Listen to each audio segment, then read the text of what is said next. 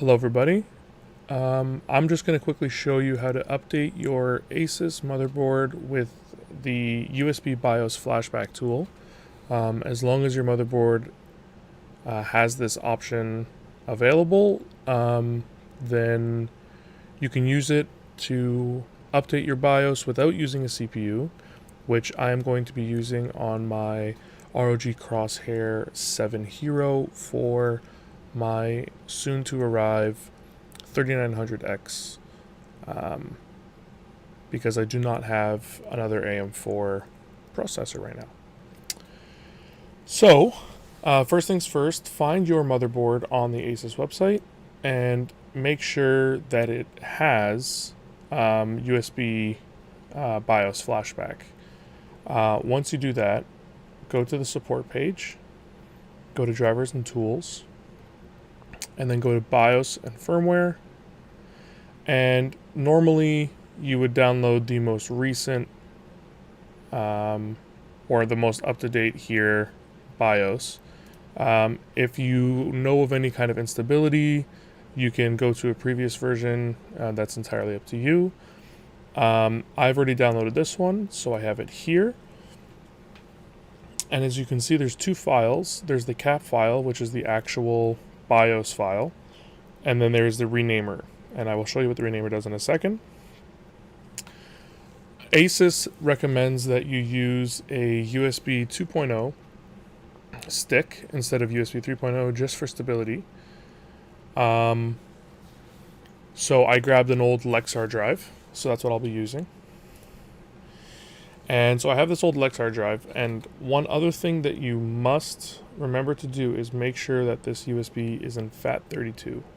So you can check that by right-clicking on it, going to Properties, checking FAT32. If it is not FAT32, right-click on it, go to Format, change the file system to FAT32. Change the file system to FAT32.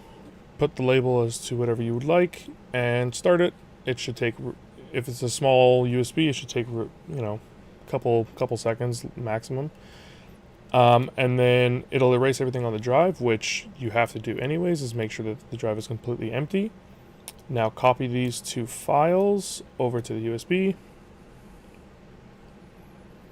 and open up the BIOS renamer. So if your BIOS version for some reason does not have a renamer, you will have to figure out what name it should be by using this webpage. I can put this in the description below. But they give you the cap name that you should have for whichever board you have. But luckily, mine includes the BIOS renamer. So all you do is open it. And as you can see, it's already renamed this file. So you could just press any kind of key and it'll close that. And now you can delete this file. And eject your USB. And you're ready to go and plug it into the motherboard. Okay, so we're going to take the USB that we put the BIOS on, and we're going to plug it into the BIOS USB port. So luckily, mine actually has it listed right here, but sometimes you'll have to look at your manual to figure out which USB port is for the BIOS. So actually first, I'm going to quickly turn on the power supply. And let everything light up real quick. And now we will take the USB, plug it into that port, and then you hold the BIOS button for 3 seconds until you see it start to flash.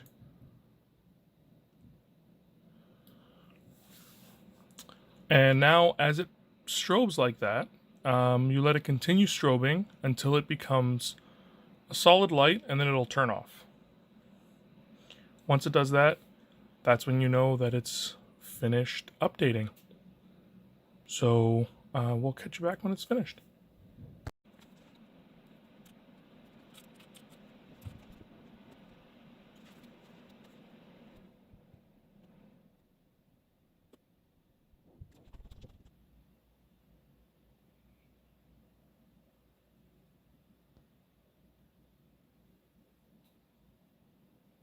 And there we go. So the BIOS is updated. With most of the Asus boards, if it flashes for 5 seconds and then goes completely solid, that means something happened where the update didn't work.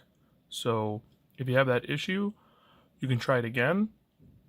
And then if you continue having issues, they suggest you just contact Asus support. So let's go and boot up the CPU. So as you can see here, we've made it into the BIOS. The Ryzen cards are having mouse issues, so you will have to use a keyboard. But other than that, everything works. You can do whatever you need to. And I hope this video helped you guys out. Thanks.